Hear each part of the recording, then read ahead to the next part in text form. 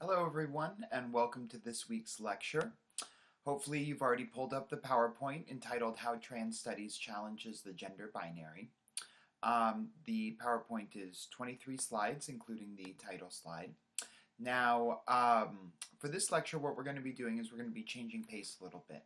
So in the first 2 weeks or first, full unit of the course, we looked all about how the gender binary is something that's really prevalent, especially throughout Western society, as a particular gender system, one that constructs male and female as really binary opposed categories. And we looked at how that works to construct kind of femininity in a particular way and masculinity in a particular and very different way. Now, in this week, we're going to be looking at trans studies, which is an interdisciplinary field of work, and we're going to be looking at different insights of trans studies, insights of trans activism, and be looking at trans community, the lives of trans individuals, and talking a bit about what scholars and what people have to say about how we can think of trans as a challenge to a gender binary, but also about the ways in which the gender binary still really shows up in the way we talk about trans individuals, how they're represented in popular culture, and otherwise. So turn now to slide number 2. This is a kind of preview of the lecture. So for this lecture, first, it's really important that we remember back to a few key terms from previous weeks. So first off, about social construction, really about the ways in which different meanings and behaviors and traits are strung together and associated with particular types of bodies. So the ways in which, for example, femininity as an identity is socially constructed and kind of associated with what are described as female bodies. The next thing, of course, the gender binary, which I just talked about, is going to be really important in this lecture. And then finally, also about ideology. Now, in the first week, we talked about systemic oppression, the alignment of individual behaviors, institutional practices, and ideological belief systems in ways that benefit one group of people over all others. Now, ideology is important because it refers to systems of beliefs, ideas, attitudes, etc., about our society, about how things work, about how things should be. And typically, the dominant ideologies end up supporting dominant systems of oppression like sexism and racism and homophobia and transphobia, as we'll be talking about during this lecture. So it's going to be really important to remember about ideology, about how it relates to belief systems, about knowledge, and how it's a big part of systemic oppression. So for this lecture, we're going to be talking about a few different subjects. First off, we're going to introduce a new big term for this course, normativity, and we're going to start by defining it. And then we're going to look specifically at the concept of cisnormativity and how that relates to people all over our society and how it relates to trans individuals specifically. We're going to be then looking at how this kind of concept of normativity and cisnormativity relate to the gender binary. Then after that, we're going to be looking at how we can think of as trans individuals or trans identities or trans politics or trans cultures or trans communities as potentially challenging some of the ideology of the gender binary. And then next we're going to turn to look at transnormativity. To be able to talk a bit about how the gender binary still really shows up in different ways in trans communities, in the way we represent trans people in popular culture. And then finally, we're going to talk very briefly at the end about how we can think back to intersectionality and think about the concept of intersectionality in relationship to trans studies and trans individuals. So turn now to slide number 3. All right, our first big concept of the lecture, normativity. Now, normativity refers to a system of values and ideas that supports particular behaviors as the norm. And I put the norm in kind of quotation marks here for a reason, because we really want to interrogate what we think of as being the norm or normal and where those beliefs come from. So that's what normativity is. It's a system of values and ideas that supports particular behaviors as the norm. Now, in a world of infinite possibilities for how to behave, a bunch of systems of thought compel us to behave in certain ways, right? So we might think back to previous weeks and how this has a connection to the idea of the path of least resistance or knowledge power. In other words, what we know about the world, what we're taught about the world, how to think about the world affects what we do, how we behave, how we act, right? So it's powerful in that way. And we typically end up choosing the path of least resistance. In other words, we're growing up as young girls. We decide, we like to be a tomboy, and people start ridiculing us and making fun of us, and so there's a high likelihood that we'll avoid behaviors that are thought of as being tomboyish, because if we do that and we act like a girl in a more traditional way, we're going to avoid judgment, right? This is the path of least resistance, and normativity is all about the system of values and ideas, right? Belief systems that support particular ways of behaving as the norm, right? So in the case of that example, how we come to believe that it's normal for girls to act a certain way and not normal for girls to act a different way. And that's because these normative systems, right, these normative systems of belief designate proper behavior, and in so doing, they designate improper behavior, right? So every time one of these systems of normative thought tells us, do this, this is good, this is normal, this is the norm, right? It's proper. You won't be punished if you do this, you'll be rewarded. Then the implication is that if you do something different, you will be punished or you won't be rewarded, right? So this is what normativity is all about, these kind of systems of belief that designate proper and improper behaviors, right? So now, a system like racism, right, is not the same thing as talking about, for example, white normativity. However, white normativity might be the system of normative thought that kind of undergirds or props up racism, right, for example. So, systems of normative thought are a part of systemic oppression. They're a part of the ideological component of systemic oppression. So if you ever think, okay, well, how do normativity and systemic oppression relate to one another? The connection is always going to be through ideology. So on to the next slide here, slide 4. Now, in philosophic thought, including within gender and women's studies, normativity is used to refer to a range of different things. So it refers to ideas about how things should be, right? This is the people saying this is how we should behave, right? It also involves how to value things, right? How to put value on different behaviors, different traits, right? What to value, what not to value. And similar to that, what things are good or bad, and what actions are right or wrong. So normativity really connects in a lot of ways to ethics or morals, right? So normativity or normative systems of thought designate good behaviors that should be rewarded and bad behaviors or unethical or immoral behaviors that should be punished, right? Now, this is really, really different, and this is important to stress. This is different than a society-wide preference for something, right? We're talking about a system of beliefs that's really enforced, and that if you don't abide by it, you're going to face consequences, right? If you don't do the normative thing, you're going to face consequences. Now, a society-wide preference might be totally benign, totally neutral, right? So, for example, if just coincidentally most people said their favorite color was blue, right? If most people just like the color blue, and had decided, oh, I like blue, it's kind of benign, it's neutral, right? Now, if we set up systems of belief that told children from a young age blue is the best color, and at the same time punished children who thought that other colors were better, then this would be something that's normative, right? It's about designating good behaviors and enforcing them by punishing people for bad behaviors. So, on to the next slide here, slide 5. To help better understand this concept of normativity, we can explore a philosophical concept called the is-ought problem. Okay? Now, the is-ought problem is a philosophical kind of quandary that a lot of philosophers have talked about before. And see, the way it works in terms of normativity is that normative statements are contrasted with positive statements, because positivism involves making is statements. And when you think of positivism, you might think of things like the sciences or certain social sciences that use a lot of numbers, or the scientific method, right? And have this idea of sort of objectivity and being removed from things, right? So positivism is all about making is statements. An atom is composed of protons, neutrons, and electrons. The population of the US is 318.9 million. Whatever the case may be, right? These are kind of facts. They're proven, they're measurable in a certain way, right? There is statements. Now, this is really different than making ought statements. So if you'll turn to slide number 6, we'll get a better idea for what ought statements are.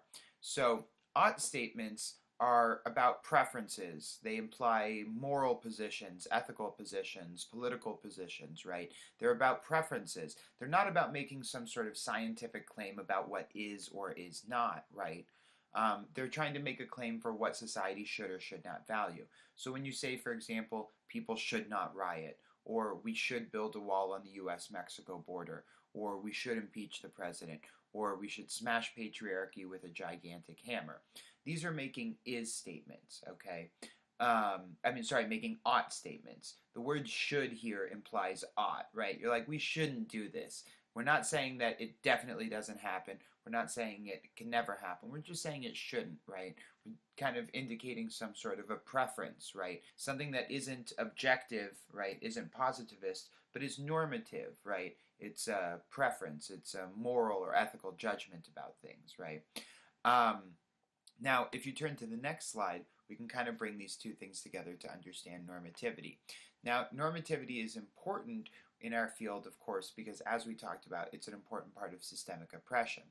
Now, when we think back to the knowledge-power nexus from previous weeks, we can begin to understand how normative assumptions, especially when supported by the majority of people, take ought statements and give them the appearance of is statements, right? So this is really important. We're taking ought statements, statements of personal preference, ethical or moral positions, political positions, right? Preferences for particular behaviors, right? And we're making them appear as is statements, right? So, for example, when you hear the expression, that's just how things are, right? The speaker is really saying, that is how I think things ought to be. It's not just saying that things are that way, that they have to be that way, that they'll always be that way, because that's just how they are. No, they're saying that's how I think things ought to be, right? And that's not to say that there's not some use for ought statements, right? We definitely have a use for ought statements. So if you go back to the previous slide, right, you can make arguments for why saying something like, you know, we should smash the patriarchy with a gigantic hammer, while certainly a normative statement has a lot of benefit if we were to, you know, follow it through. That's not to say that all ought statements are bad, but we can understand ideology and we can understand normativity in a particular context better, right? We can understand the societal preoccupations and concerns behind statements when we see that these are is or ought statements masquerading as is statements, right? So to better understand how this kind of works in terms of oppression, and to better understand how, you know, normativity, ideology, and knowledge power all relate to one another within systemic oppression, we can look back at this concept of systemic oppression. So to remember, as I said earlier, it refers to the alignment of individual practice, ideological beliefs, and individual behaviors to benefit one group of people over others. So things like racism, sexism, ableism, for example. Now, typically, when people deny the existence of something like sexism or racism, right, or that people deny that they play a role in these systems in some way or another, typically what they end up doing is they only focus on one part of the system. Now, for example, on the institutional side, people will say women are not oppressed because they can vote and hold the same jobs as men and hold office, right? So looking at institutional equality and saying, well, that means sexism is over, right? Different example might be ideological, right? If somebody were to say America's not a racist country because we believe in equal rights under the law, right? That would be saying that this ideological belief system, right, its existence in the United States means that racism no longer exists. And the individual example would be, for example, exonerating yourself from participating in racism by saying, I am not racist. Now, each of these examples is one in which somebody kind of is focusing on just one pillar of systemic oppression. So on slide 9 here, if you'll turn to the next one, slide 9 here, I can continue on that. So in each of these examples, the speaker is only focusing on one part of these systems. But these components in these systems are mutually self-enforcing. So when a shift in one is met with a shift in the other, that can end up maintaining the effects of one system, right? So, for example, sometimes when we have a shift on an institutional level that moves towards equality, we can have something that shifts on an ideological level that actually ends up moving against equality. So, one example would be about the shift from slavery to indentured servitude through new laws after the end of slavery. So when slavery ended, right, a lot of people would make the argument that there was this institutional mechanism that changed, right, that it was now illegal to own slaves, and therefore that was kind of like the beginning of a move towards equality, this major shift, right? Now, at the same time that slavery ended, a bunch of states passed a number of different laws to make it so that black people would end up in indentured servitude, having to do work to pay off debts for various reasons, essentially making up different sorts of crimes that hadn't existed previously to try to penalize black people in ways that force them to continue to provide free labor, right? So even though slavery was formally ended, on a functional level, a lot of it was maintained through this indentured servitude system, right? So again, we can have a shift towards the positive in one part of systemic oppression and a shift towards the negative in another part of systemic oppression, right? So again, this is why you'll often hear people say that you cannot be racist towards white people. And this is because this is all about context, right? About this full systemic context, this triangulation of ideology and institutions and individual behaviors, right? Now, white people don't face systemic oppression as a group, right? Throughout the United States or throughout the West, you don't have this consistent triangulation of institutions, ideologies, and individual behaviors that work against white people. White people can certainly be discriminated against, you know, if you call them some sort of a slur or something like that, right, or refuse to do business with somebody because they're white. That can certainly be considered discrimination, but oppression specifically refers to this systemic thing, right? In other words, systemic oppression allows us to talk about this bigger context in which individual actions take on meaning and power. Now, we're going to get back to this concept of normativity, don't worry, but if you turn now to slide 10. Now, what often ends up happening is that people overlook the component of ideology when talking about systemic oppression, right? Individual behaviors and institutional practices get a lot of focus. So when you ask people, for example, well, why do we continue to have racism in the United States? A lot of people will focus on institutions like the police, the government, the justice system. And others will focus on individual acts of people, like individual acts of racism by individual people like members of the KKK or random people on the street yelling at you in Starbucks for being a person of color. In any of these instances, people typically try to focus on the institutional or individual side of things because it's a lot easier than talking about these bigger ideological belief systems, right? A lot less attention is paid to those belief systems, right? Attitudes and ideas about how the world should operate. So again, to link this all together, when you think about normativity, you should think about the ideological component of systemic oppression because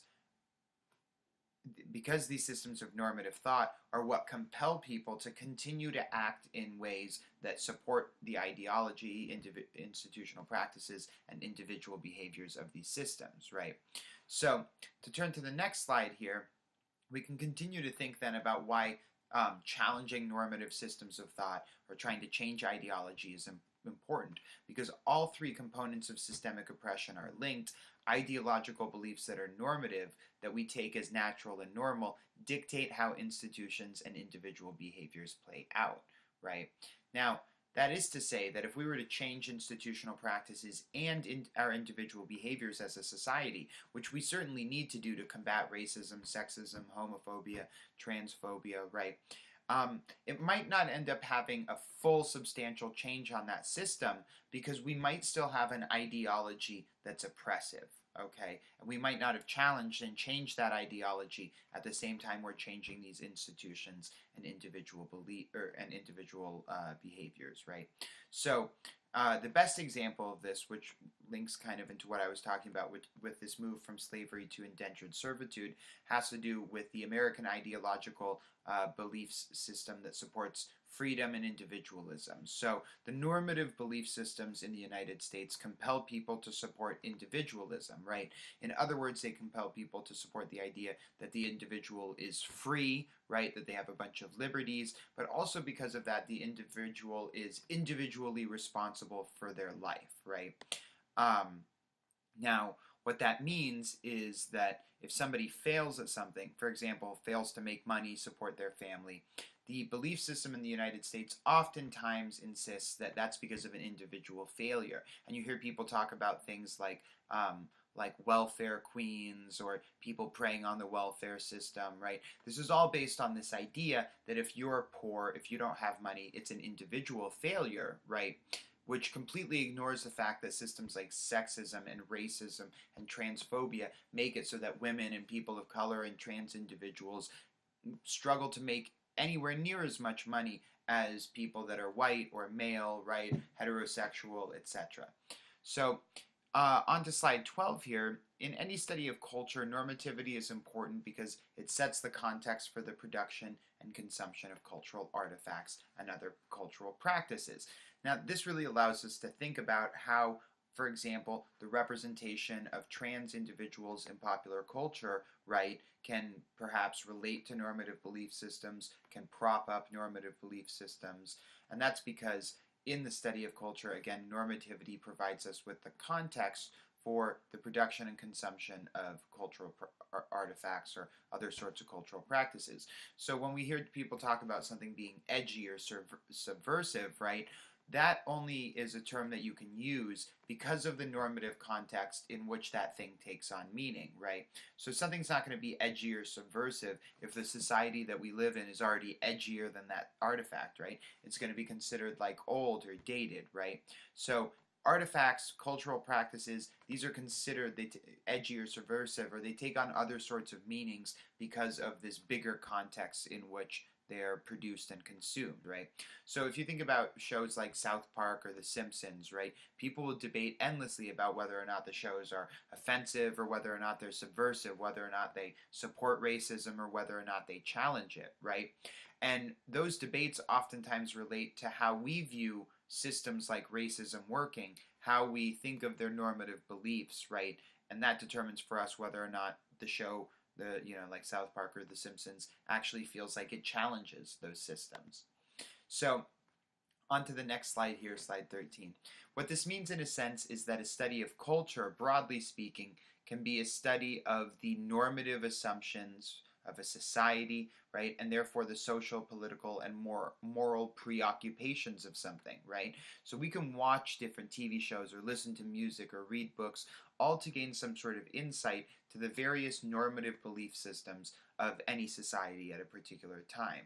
Now, the next part of this lecture kind of practices this type of inquiry by looking specifically at one manifestation of normative thought that pertains to trans individuals, and this is the ideology found within the system of cis-sexism.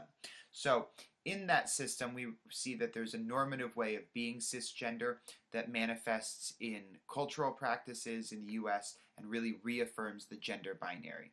And in that sense, our investigation of culture in the West can uncover normative assumptions about how people should do their sex, gender, and sexuality. In other words, if we look at how cisgender and transgender individuals are represented in culture, right, in popular culture, we can learn about American or Western ideas about sex and gender at that point in time. Now, on the next slide here, this is slide number 14, we're going to kind of define a bit of terms so we're all on the same page about stuff. Now, first off, the topic of transphobia, which is defined as the fear, hatred, rejection, and systemic oppression of trans people, and the related concept of cissexism or cisgenderism, in other words, the system that supports and privileges people who are cisgender, have both seen a lot of scholarly and popular cultural attention in recent years. Now, cisgender, which is a term most of you have probably heard before, refers to people whose gender identities match to their assigned sex at birth. And this is the majority of people at the West, right? So now, when you come out of the womb, when you're born, the doctor typically looks at you and looks at your genitalia and a few other things and makes the decision that you're either a boy or a girl. Typically encapsulated in that statement, it's a boy or it's a girl, right? Now, this process is really incomplete and doesn't rely on any sort of a biological binary, as we've talked about before when discussing how both hormones and genitalia and chromosomes all exist in ways that aren't binary, right? That have multiple positions and aren't just position A and position B, right? So when I say sex assigned at birth, what I'm trying to draw attention to is how doctors kind of arbitrarily choose, not entirely arbitrarily, but you could argue somewhat arbitrarily choose you into a position on a gender binary that doesn't biologically exist, right? Now, when we think of normativity, we can begin to approach the concept of cisgender and transgender when considering the experience of trans people, specifically by looking at the concept of cisnormativity. Now, this is the enforcement of a sex and gender binary that refuses space for non-cisgender people. And this begins, as I just mentioned, at birth, when doctors assign children to either be male or female, right? Now, most people assume that everybody is cisgender, and they enforce this set of normative assumptions in a whole bunch of different ways that make it so that if you're not cisgender, right, you're denied space, you're denied political representation, you're denied positive cultural representations of yourself, and so much else, right? In other words, what I'm trying to say is that cisnormativity is the normative thought processes and practices behind cissexism or cisgenderism, right? So cisnormativity is about the ideological component of cissexism or cisgenderism. Now, on the next slide here, slide 15, we can think alternatively or define cisnormativity in a different way by thinking about it as a set of beliefs or ideology that supports and maintains practices which marginalize non-cisgender people. Now, thinking systematically or systemically, this normative system reflects in not only its own ideological beliefs, but also in institutional practices and individual behaviors. Remember, it's really important to stress that normative belief systems aren't just systems of thought. They have power because they end up influencing people to support institutional practices or undertake particular individual behaviors that can be really problematic and harmful to others. So, take a moment right now to brainstorm on your own example an example that you are familiar with regarding transphobia or cisnormativity, right? What's an example of a way, maybe institutionally or individually, that trans-identified individuals are oppressed? So take a moment to do that. Now, I'm sure you came up with an example, and there are tons of examples around, but most of the examples that you came up might be categorized within one of the three components of systemic oppression. Now, go to the next slide here, slide 16. So on an individual level, you might have mentioned things like misgendering someone and insisting on or continuing to misgender them. Asking, is it a boy or a girl when looking at a baby or another person? Assuming other people's gender identities before knowing them instead of asking. And refusing to use gender-neutral terms like ze or they.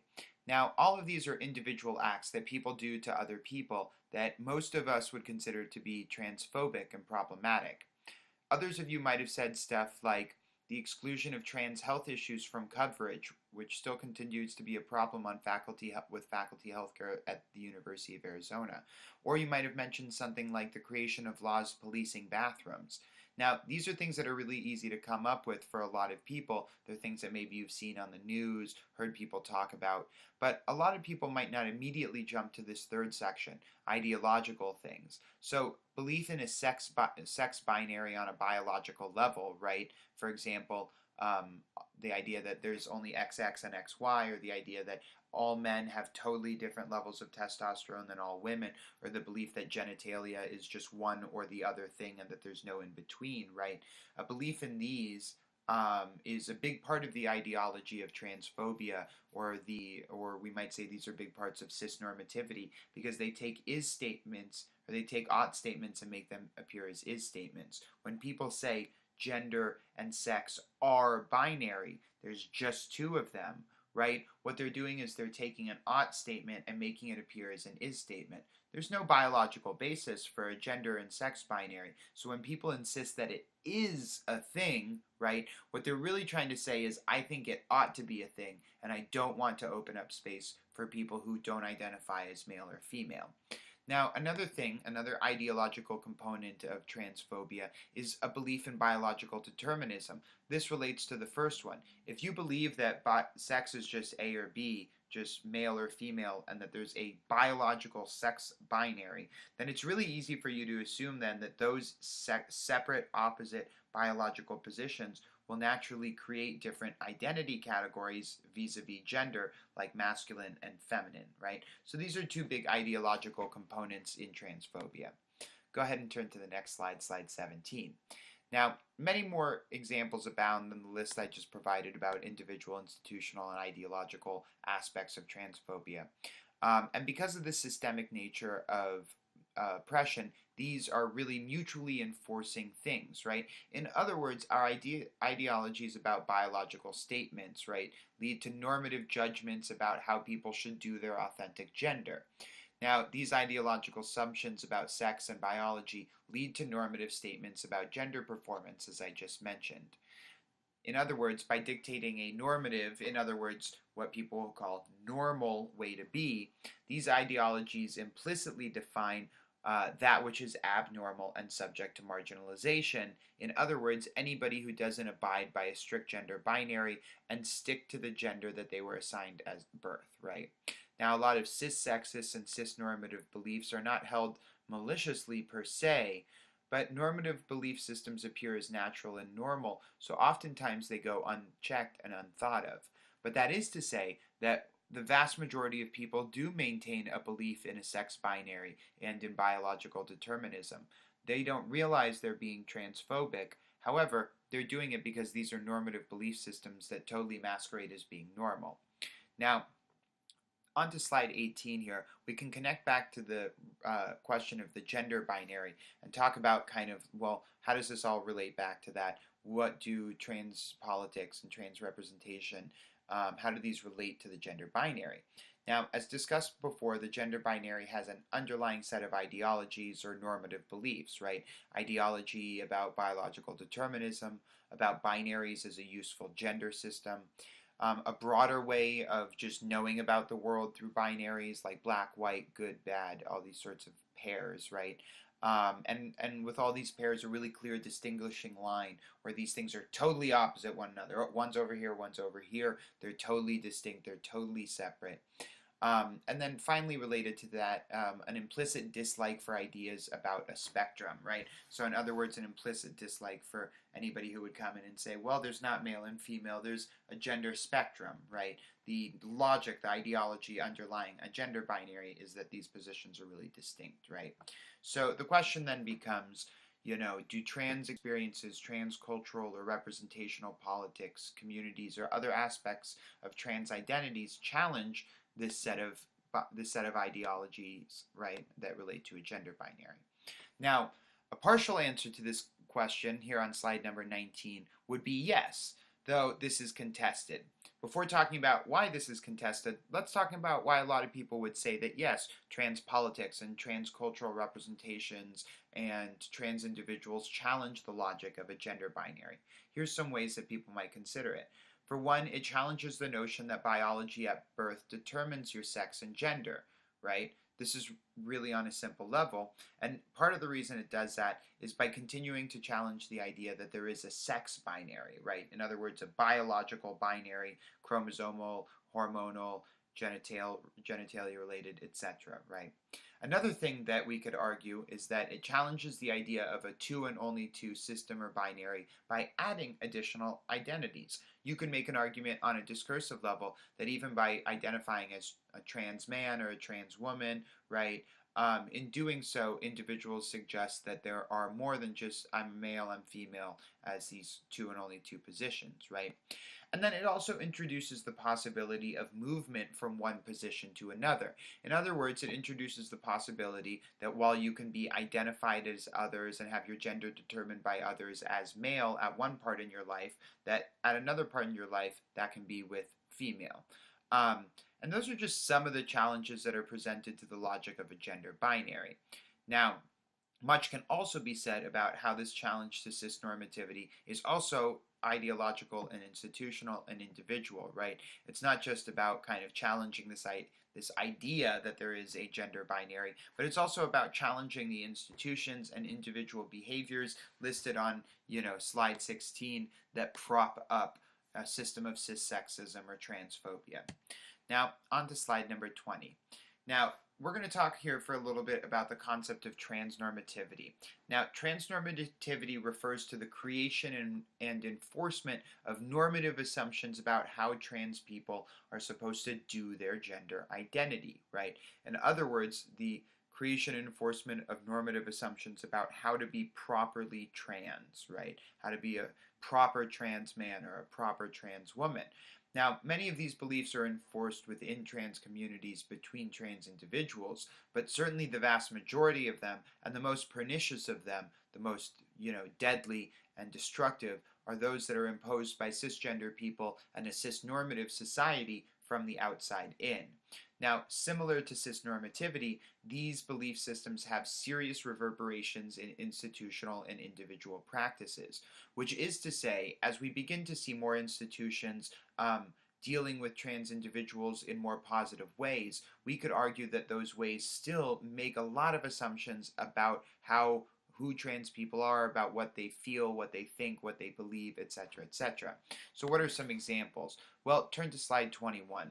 Some examples of transnormativity include the belief that all trans people want to have gender-affirming surgeries, the belief in a form of authentic womanhood or manhood that can be achieved through specific means like surgery or hormone treatments, policing of genderqueer expressions of oneself, right? In other words, the enforcement of a gender binary, the idea that if you're going to be trans, you should do so in a way where you look completely like a man or like a woman and don't confuse people or anything like that, right? This is that sort of really, really pernicious, heavily destructive and violent kind of ideology that's transnormative and really heavily policed, right? Again, this doesn't say trans people shouldn't exist at all. What it's saying is they should abide by this particular set of codes about how to be properly trans, right? Another thing might be enforcing notions of legitimacy regarding male and female sex gender binary, right? We're enforcing ideas of what it means to be a legitimate man or a legitimate woman.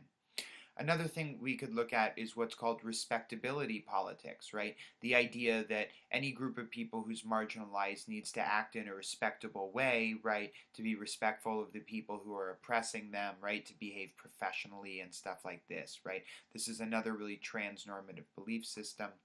Another thing would be the reliance on a single narrative of trans experience. This idea that all trans people have experienced life the same way and have the same concerns, the same politics, the same, again, experiences. And along with that, the enforcing of coming out narratives, right? The idea that all trans individuals to be properly trans need to come out publicly as trans, right? And announce that in certain ways. And again, each of these examples that we just talked about is practiced by both trans individuals at times, and especially by the larger cisgender society, right? Cissexist society. So, on to slide 22. To bring this back to the gender binary, we can use transnormativity for thinking about how cisnormativity has affected the representation of trans people in popular culture. Now, the popular representation of trans people often relies on really transnormative logic, a lot of these beliefs that were mentioned on the previous slide, to either create new characters or even to depict real people. Now, the question that a lot of scholars then begin to ask, who are looking at, transcultural studies, is whether this indicates that the prevailing logic of a gender binary, that there is a male and female position, and that they're separate and opposite and distinct, continues to exist, right?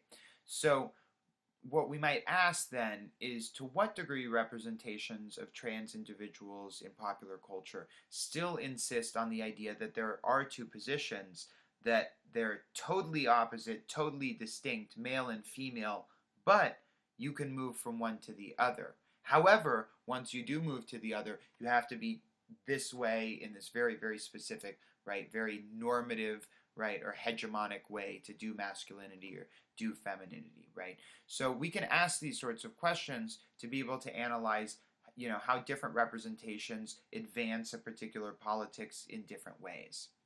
Now, on to slide 23 now. This is our last slide in the lecture. So, and this is just a note on normativity and intersectionality. Now, we've talked about things like cisnormativity, right? Or we could talk about heteronormativity, but it's important to remember that while these belief systems refer to specific systems of oppression that relate to identity, like race or gender or sex, that these systems are typically intersectional, right? In other words, heteronormativity is not only concerned with sexuality, but with race and gender and class, right? So heteronormative belief systems oftentimes tend to overlap with cis-sexist belief systems as well, right? So cisnormativity and transnormativity, both of these belief systems have intersectional dimensions, and they typically represent preferences that don't only relate to, for example, gender, but also to other identities. We might say that on a real level, on a real world level, right, that means that trans people of color, trans immigrants, poor trans people who are LGB, right, they're differently affected by transnormativity than trans individuals who are white, perhaps wealthy, etc., etc., right?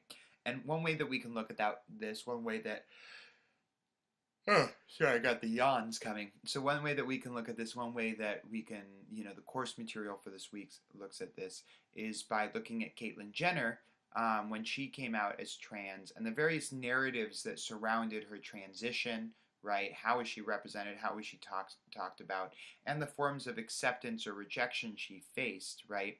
Alternatively, we might look at movies like Trans America that depict, trans characters, though aren't depicting real world trans people, and look at movies like that. One of our articles talks about Trans America to better understand how these representations play out and whether or not they fall into the trap of really, representing and having trans characters, but still ending up kind of repeating these transnormative and really binary ways of thinking. So that does it for your lecture for this week. I hope you enjoy doing the readings. Make sure to go back through this lecture because I covered a lot of material pretty quickly. You're going to want to review this lecture at least twice during this week. And I look forward to reading your discussions. Take care.